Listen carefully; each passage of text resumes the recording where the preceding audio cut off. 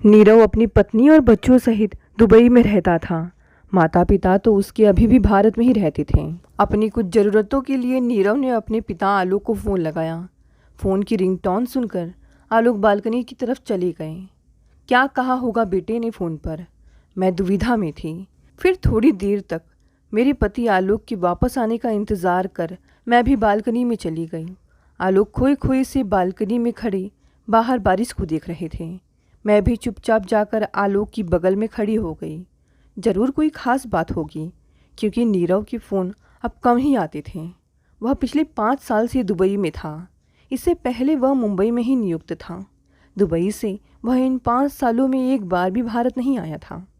नीरव उन संतानों में था जो माता पिता के कंधों पर पैर रखकर सफलता की छलांग तो लगा लेते हैं, लेकिन छलांग लगाते समय माता पिता के कंधों को कितना झटका लगा यह देखने की जहमत भी नहीं उठाते।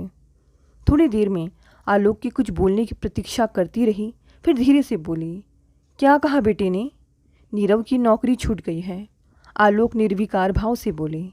नौकरी छूट जाने की खबर सुनकर मैं सिहर गई। यह ख्याल हमें काफ़ी समय से वहाँ की अर्थव्यवस्था के हालात की चलते आ रहा था। आज हमारा वही डर सच हो गया था। हमारे लिए हमारा बेटा जैसा भी था, लेकिन अपने परिवार के साथ खुश है सोचकर हम शांत थे। अब क्या होगा? होगा क्या? वह वापस आ रहा है। आलोक की नज़रें अभी भी बारिश पर टिकी हुई थी। शायद वह बाहर की बरसात के पीछे अपने अंदर की बरसात को छिपाने का असफल प्रयत्न कर रहे थे। और कहाँ जाएगा? आलोक के दिल के भाव को समझते हुए भी मैंने अनजान ही बने रहना चाहा। क्यों? अगर हम मर गए होते तो किसके पास आता वह? उसकी बीवी के भाई बहन हैं, मायके वाले हैं, रिश्तेदार हैं। उनसे सहायता मांगे या हमारे पास क्या करने आ रहा है?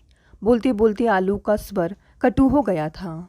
हालांकि नीरव के प्रति मेरा दिल भी फिलहाल भावनाओं से उतना ही रिक्त था, लेकिन माँ होने के नाते मेरे दिल की मुसीबत के समय में आलोक का उसके प्रति इतना कटु होना थोड़ा खल गया। ऐसा क्यों कह रहे हैं जी?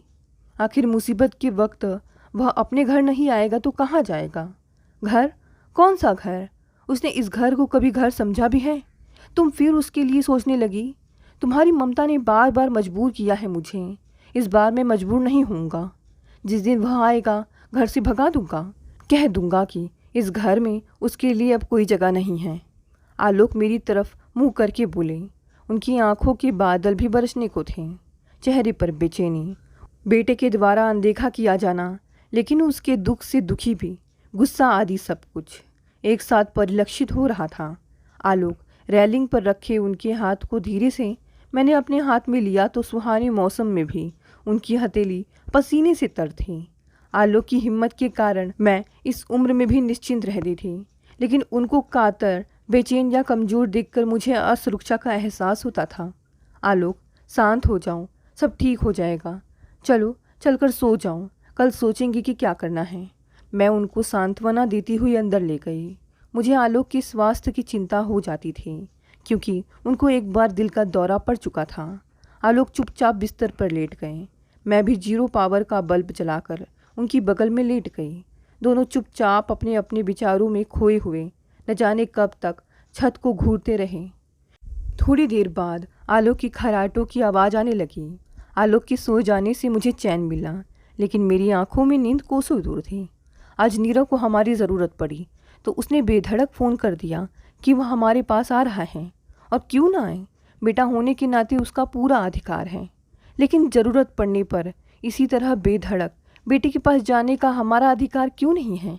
क्यों संकोच व झिझक हमारे कदम रोक लेती है कि कहीं बेटे की गृहस्थी में हम अनचाहे से ना हो जाएं, कहीं बहू हमारा यूँ लंबे समय के लिए आना पसंद ना करे। नीरव व संध्या ने अपने व्यवहार से जाने अनजाने हमेशा ही हमें चोट पहुंचाई है। माता पिता की बढ़ती उम्र से उन्हें कोई सरोकार नहीं रहा। हमें कभी लगा ही नहीं कि हमारा बेटा बड़ा हो गया है और अब हम अपनी शारीरिक व मानसिक ज़रूरतों के लिए उस पर निर्भर हो सकते हैं। जब जब सहारे के लिए बेटे बहू की तरफ हाथ बढ़ाया, तब तब उन्हें अपने से दूर ही पाया। कई बार मैंने आलोक व अपना दोनों का विश्लेषण किया कि क्या हमें कुछ कमी है, क्यों नहीं सामंजस्य बन पाता है हमारे बीच। लगा कि एक पीढ़ी का अंतर तो पहले होता था, इस नई पीढ़ी के साथ तो जैसे पीढ़ियों का अंतराल हो गया है। इसी तरह के ख्यालों में डूबी मैं अतीत में विचरण करने लगी। नीरव अपने पापा की तरह पढ़ने में होशियार था। पापा के समय में ज़्यादा सुविधाएं नहीं थी, इसलिए जो कुछ भी हासिल हुआ धीरे धीरे वह लंबे समय के बाद हुआ। लेकिन नीरव को उन्होंने अपनी क्षमता से बढ़कर सुविधाएं दी, उसकी पढ़ाई पर क्षमता से बढ़कर खर्च किया। नीरव मल्टीनेशनल कंपनी में बड़े ओहदे पर था। शादी भी उसी हिसाब से बड़े घर में हुई। संध्या भी नौकरी करती थी। अपनी छोटी सी साधारण फ्लैट जिसमें नीरव को पहले सभी कुछ दिखता था, नौकरी व शादी के बाद कमियां ही कमियां दिखाई देने लगी। जब जब छुट्टी पर आता कुछ न कुछ कह देता। कैसे रहते हो आप लोग इस छोटी सी फ्लैट में? ढंग का ड्राइंग रूम भी नहीं है। मम्मी, मुझे तो शर्म आती है यहाँ किसी अपने को बुलाने में भी। यह किचन भी कोई किचन है? संध्या तो इसमें चाय भी बना नहीं सकती। पहले साफ़ सुथरा लगने वाला फ्लैट अब गंदगी का ढेर लगता। फिर सप्लाई का पानी पीने से उनका पेट खराब होने लगा। तो जब भी नीरव या उसका परिवार आता तो मैं बाजार से पानी की बोतल मंगाकर रखने लगी। लेकिन लाइट चली जाती तो इन्हें इन्वर्टर की कमी खलती, गर्मी में एसी व कूलर की कमी अखरती, तो सर्दी में एक अच्छे ब्लोअर की कमी, मतलब कि कमी ही कमी। नाश्ते में सब कुछ चाहिए, पर नीरव व संध्या कभी यह नहीं सोचती कि जिन सुविधाओं के बिना उन्हें 2-4 दिन भी बिताने भारी पड़ जाते हैं, उन्हीं सुविधाओं के बिना माता पिता ने पूरी ज़िंदगी कैसे गुजारी होगी और अब बुढ़ापा कैसे गुजार रहे होंगे।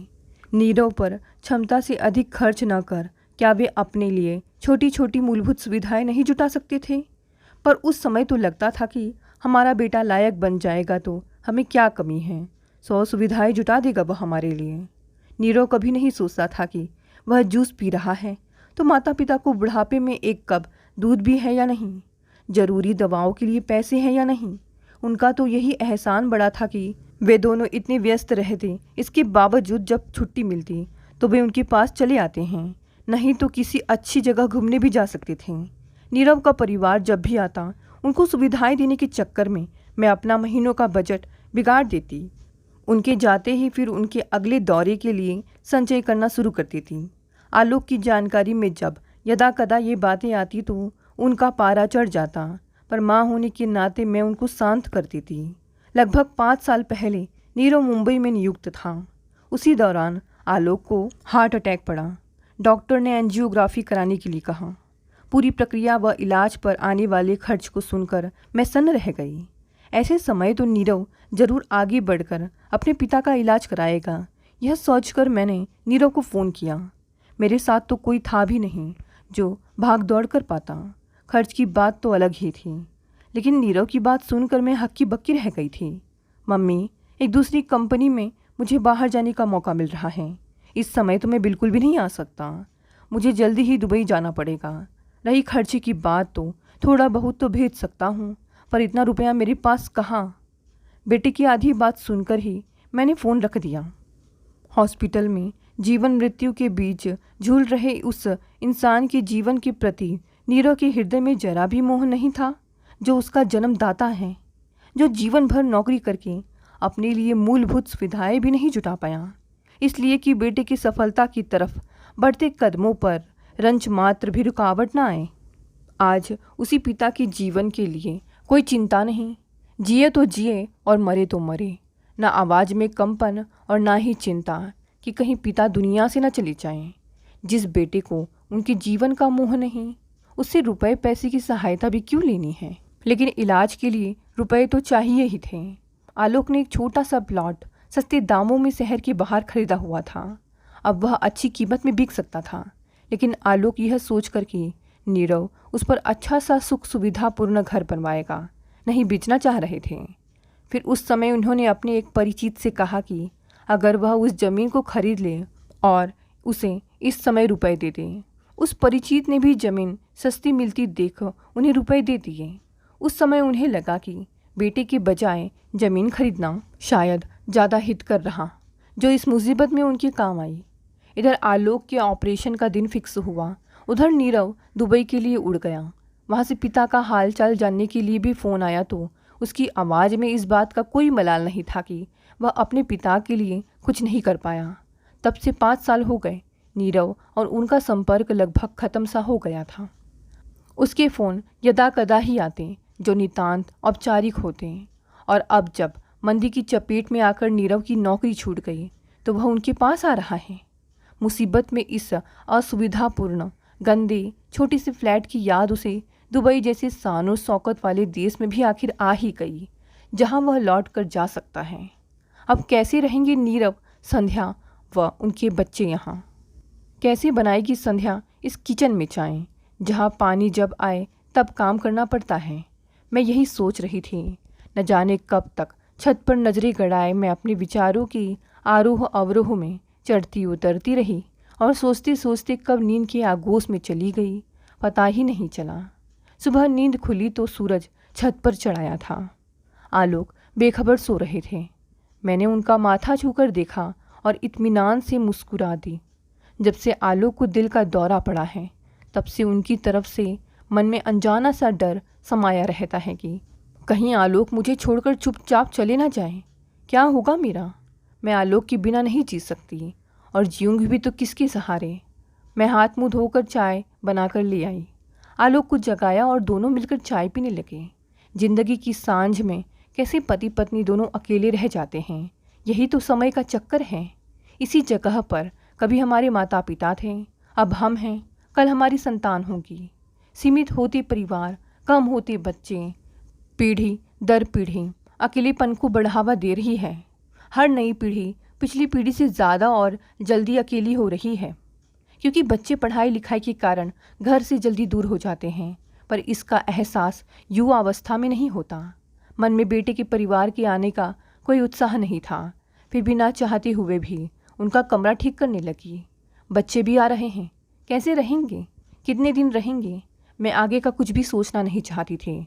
हाँ, इतना पक्का था कि 6 लोगों का खर्च आलोक की छोटी सी पेंशन से नहीं चल सकता था। तब क्या होगा?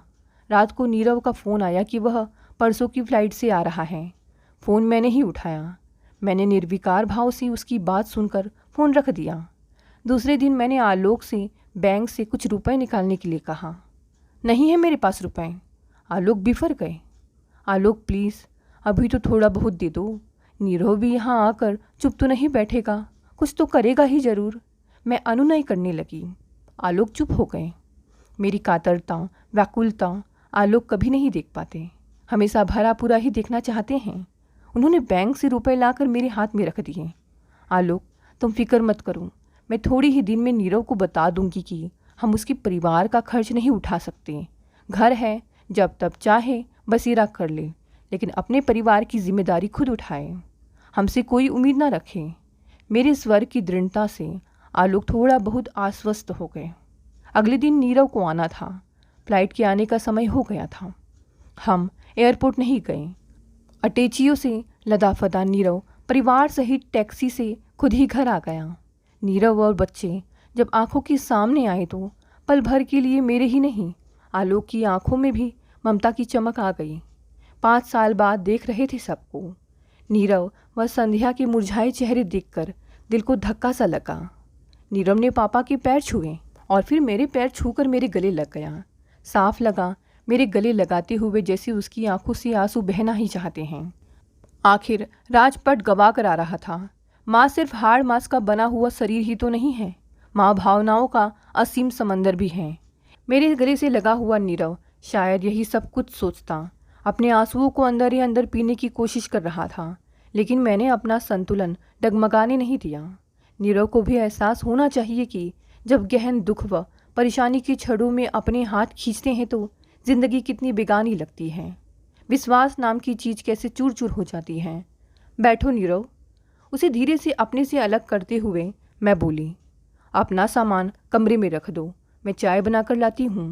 कहकर अपने मनोभाव को छिपाते हुए मैं किचन में चली गई। बच्चों ने प्रणाम किया तो मैंने उनके गाल थपथपा दिए। दिल छाती से लगाने को कर रहा था, पर चाहते हुए भी कौन सी अदृश्य शक्ति मुझे रोक रही थी। चाय बनाकर लाई तो नीरव व संध्या सामान कमरे में रख चुके थे। संध्या ने मेरे हाथ से ट्रे ले ली। शायद पहली बार वही डाइनिंग टेबल पर बैठकर सबने चाय ख़त्म की। इतनी देर बैठकर आलोक ने जैसे मेजबान होने की औपचारिकता निभा ली थी। इसलिए उठकर अपने कमरे में चले गए। दोनों बच्चे भी थक गए थे, सो वे भी कमरे में जाकर सो गए। तुम दोनों भी आराम कर लो, खाना बन जाएगा तो उठा दूंगी। क्या खाओगे? कुछ भी खा लेंगे, और ऐसे भी थके नहीं हैं, संध्या खुद बना लेगी। आप बैठो। मैंने चौंक कर संध्या को देखा। उसके चेहरे पर नीरव की कही बात से सहमति का भाव दिखा। यह वही संध्या है जो मेरे इतने असुविधापूर्ण किचन में चाय तक भी नहीं बना पाती थी। खाना बनाना तो दूर की बात थी। कहते हैं प्यार में बड़ी शक्ति होती है, पर शायद मेरे प्यार में इतनी शक्ति नहीं थी, तभी तो संध्या को नहीं बदल पाई। लेकिन आर्थिक मंदी ने उसे बदलने पर मजबूर कर दिया था। मेरे मना करने पर भी संध्या किचन में चली गई, वह भी उस किचन में जिसमें पहले कभी संध्या ने पैर भी न धरा था। उसका भूगोल भला उसे क्या पता था, इसीलिए मुझे किचन में जाना ही पड़ा। नीरव को आए हुए 2 दिन हो गए थे। हमारे बीच छिटपुट बातें हो ही पाती थीं। हम दोनों का उन दोनों से बातें करने का उत्साह मर गया था, और वे दोनों भी शायद पहले के अपने बनाए गए घेरे में कैद कसमसा रहे थे। आलोक तो सामने ही बहुत कम पढ़ते थे। पढ़ने के शौकीन आलोक अक्सर अपनी किताबों में डूबे रहते। अलबत्ता बच्चे जरूर हमारे साथ जल्दी ही घुल मिल गए, और हमें भी उनका साथ अच्छा लगने लगा। नीरव बच्चों के दाखिले व अपनी नौकरी के लिए लगातार कोशिश कर रहा था। अच्छे स्कूल में इस समय बच्चों का दाखिला मुश्किल हो रहा था। अच्छे स्कूल में 2 बच्चों के खर्चे नीरव कैसे उठा पाएगा, मैं समझ नहीं पा रही थी। उसका परिवार अगर यहाँ रहता है तो ज़्यादा से ज़्यादा उसे किराया ही तो नहीं देना पड़ेगा। संध्या उसी किचन में खाना बनाने की कोशिश कर रही थी। उसी बदरंग से बाथरूम में कपड़े धो रही थी। हालांकि सुविधा की आदत होने के कारण सबके चेहरे मुरझाए हुए थे। नीरव रोज ही अपना रिज्यूम लेकर किसी न किसी कंपनी में जाता रहता। आखिर उसे एक कंपनी में नौकरी मिल ही गई। कंपनियों को भी इस समय कुशल कर्मचारी कम तनख्वाह में हासिल हो रहे थे, तो वे क्यों ना इसका फ़ायदा उठाते। तनख्वाह बहुत कम थी। सोचा भी ना था मम्मी, ऐसी बाबू जैसी तनख्वाह में भी गुजारा करना पड़ेगा। नीरव बोला। दिल कहा कहूँ कि तेरे पिता ने ऐसी ही तनख्वाह में गुजारा करके तुझे इतने ऊंचे मुकाम पर पहुंचाया, तब तूने कभी नहीं सोचा। लेकिन उसके स्वर में उसके दिल की निराशा साफ झलक रही थी। माँ होने के नाते दिल में कसक हो गई। ठीक हो जाएगा सब कुछ, परेशान मत हो नीरव। मंदी कोई हमेशा थोड़ी ही रहने वाली है। एक ना एक दिन तुम दोबारा दुबई चले जाओगे, उसी तरह बड़ी कंपनी में नौकरी करोगे। मेरी बातों में सांत्वना तो थी, पर उनकी स्वार्थपरता पर करारी चोट भी थी। मैंने जता दिया था, जिस दिन सब कुछ ठीक हो जाएगा तुम पहले की ही तरह हमें हमारे हाल पर छोड़कर चले जाओगे। नीरव कुछ नहीं बोला, निरीह नज़रों से मुझे देखने लगा, मानो कह रहा हो कब तक नाराज रहोगी। बच्चों का दाखिला भी उसने दौड़ भाग कर कर अच्छी स्कूल में करा दिया। इस स्कूल की फ़ीस तो काफ़ी ज़्यादा है नीरव, इस नौकरी में तू कैसे कर पाएगा। बच्चों की पढ़ाई तो सबसे ज़्यादा ज़रूरी है मम्मी, उनकी पढ़ाई में विघ्न नहीं आना चाहिए। बच्चे पढ़ जाएंगे, अच्छे निकल जाएंगे तो बाकी सब कुछ तो हो ही जाएगा। वह आश्वस्त था, लगा आलोक ही जैसे बोल रहे हैं। हर पिता बच्चों का पालन पोषण करते हुए शायद यही भाषा बोलता है, पर हर संतान यह भाषा नहीं बोलती जो इतने कठिन समय में नीरव ने हमसे बोली थी। मेरा मन एकाएक कसीला हो गया। मैं उठकर बालकनी में जाकर कुर्सी पर बैठ गई। भीषण गर्मी के बाद बरसात होने को थी। कई दिनों से बादल आसमान में चहलकदमी कर रहे थे, लेकिन बरस नहीं रहे थे। लेकिन आज तो जैसे कमर कसकर बरसने को तैयार थे। मेरा मन भी पिछले कुछ दिनों से उमड़ घुमड़ रहा था, पर बदरी थी कि बरसती ही नहीं थी। मन की कड़वाहट एकाएक बढ़ गई थी। 5 साल पुराना बहुत कुछ याद आ रहा था। नीरव के आने से पहले सोचा था कि उसको यह ताना दूंगी, वह ताना दूंगी। आलोक ने भी बहुत कुछ कहने को सोचा था, पर क्या कर सकते हैं माता पिता ऐसा, वह भी जब बेटा अपनी ज़िंदगी के सबसे कठिन दौर से गुजर रहा हो। एकाएक बाहर बरसात शुरू हो गई। मैंने अपनी आँखों को छुआ तो वहाँ भी गीलापन था। बारिश हल्की हल्की होकर तेज होने लगी और मेरे आंसू भी बेबाक होकर बहने लगे। मैं चुपचाप बरसते पानी पर निगाहें टिकाए अपने आंसुओं को बहते हुए महसूस करती रही। तभी अपने कंधे पर किसी का स्पर्श पाकर मैंने पीछे मुड़कर देखा तो नीरव खड़ा था, चेहरे पर कई भाव लिए हुए, जिनको शब्द दे तो शायद कई पन्ने भर जाएं। मैंने चुपचाप वहाँ से नज़रें हटा दी। वह पास पड़ी छोटे से स्टूल को खिसकाकर मेरे पैरों के पास बैठ गया। कुछ देर तक हम दोनों ही चुप बैठे रहे। मैंने अपने आंसुओं को रोकने का प्रयास नहीं किया। मम्मी, क्या मुझे इस समय बच्चों को इतने बड़े स्कूल में डालना चाहिए था? मैंने सोचा जो भी थोड़ी बहुत बचत है उनकी पढ़ाई का तब तक का खर्चा निकल जाएगा। हम तो जैसे तैसे गुजर बसर कर ही लेंगे जब तक मंदी का समय निकलता है। क्या मैंने ठीक नहीं किया मम्मी? नीरव ने शायद बातचीत का सूत्र यही से थामना चाहा। आखिर पापा ने भी तो हमेशा मेरी पढ़ाई लिखाई पर अपनी हैसियत से बढ़कर खर्च किया। नीरव के इन शब्दों में बहुत कुछ था। लज्जा, अफसोस, पिता के साथ किए व्यवहार से व पिता के अथक प्रयासों व त्याग को महसूस करना। तुमने ठीक किया नीरव, आखिर सभी पिता यही तो करते हैं। लेकिन अपने बच्चों को पालते हुए अपने बुढ़ापे को नहीं भूलना चाहिए। वह तो सभी पर आएगा। संतान बुढ़ापे में तुम्हारा साथ दे न दे, पर तुम्हारा बचाया पैसा ही तुम्हारे काम आएगा। संतान जब दगा दी जाएगी, मझधार में छोड़कर नया आसमान तलाशने के लिए उड़ जाएगी, तब कैसे लड़ोगी बुढ़ापे में अकेलेपन से, बीमारियों से, कदम हर कदम नज़दीक आती मृत्यु की आहट से? कैसे नीरव, आखिर कैसे? बोलते बोलते मेरा स्वर और मेरी आंखें दोनों ही नम हो गए थे। मेरा इतना बोलने में कई सालों का मानसिक संघर्ष था। पति की बीमारी के समय जीवन से लड़ने की उन बेचारगी की कसमकस थी। अपनी दोनों की बिल्कुल अकेली सी बीती जा रही जिंदगी का अवसाद था। और शायद वह सब कुछ था जो मैं नीरव को जताना चाहती थी कि जो कुछ उसने हमारे साथ किया, अगर इन क्षणों में हम उसके साथ करें।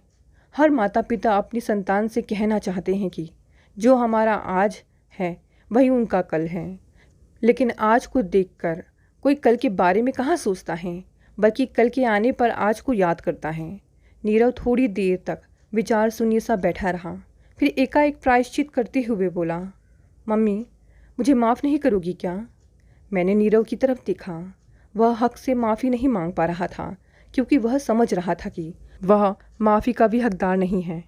नीरव ने मेरे घुटनों पर सिर रख दिया। मम्मी, मेरे किए की सज़ा मुझे मिल रही है। मैं जानता हूँ कि मुझे माफ़ करना आपके व पापा के लिए इतना सरल नहीं है, फिर भी धीरे धीरे कोशिश करो मम्मी। अपने बेटे को माफ़ कर दो। अब कभी आप दोनों को छोड़कर नहीं जाऊँगा। मुझे यहीं अच्छी नौकरी मिल जाएगी। आप दोनों का बुढ़ापा अब अकेले नहीं बीतेगा। मैं हूँ आपका सहारा। अपनी जड़ों को अब और खोखला नहीं होने दूंगा। जो बीत गया मैं उसे वापस तो नहीं लौटा सकता, पर अपनी गलतियों को सुधारूंगा, कहकर नीरव ने अपनी बाहें मेरे इर्द गिर्द लपेट ली, जैसे वह बचपन में करता था। मुझे भी माफ़ कर दो मम्मी। संध्या भी नीरव की बगल में बैठती हुई बोली। हमें अपने किए पर बहुत पछतावा है। पापा से भी कहिए कि वह हम दोनों को माफ़ कर दे। हम माफ़ी के लायक तो नहीं, फिर भी हमें अपनी गलतियां सुधारने का मौका दीजिए, कहकर संध्या ने मेरे पैर पकड़ लिए। दोनों बच्चे इस तरह से मेरे पैरों के पास बैठे थे। सोचा था अब तो जीवन यूं ही अकेला व बेगाना सा निकल जाएगा।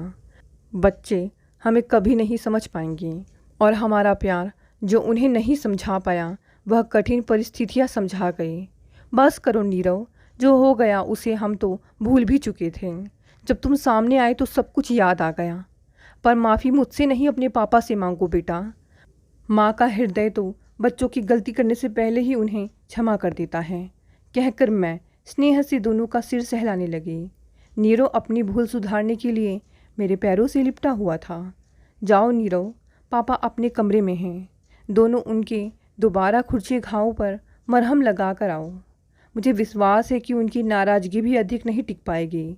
नीरव और संध्या हमारे कमरे की तरफ चले गए। अकस्मात मेरा मन जैसे परम संतोष से भर गया था। बाहर बारिश पूरी तरह रुक गई थी। हल्की शीतल लालिमा चारों तरफ फैल गई थी, जिसमें सब कुछ प्रकाशमय हो रहा था। दोस्तों, कहानी यहीं समाप्त हो गई। कहानी पसंद आई तो इसे लाइक, शेयर और कमेंट करें। नए हैं तो इस चैनल को भी सब्सक्राइब कर लें। धन्यवाद दोस्तों, मिलते हैं अगली नई कहानी से।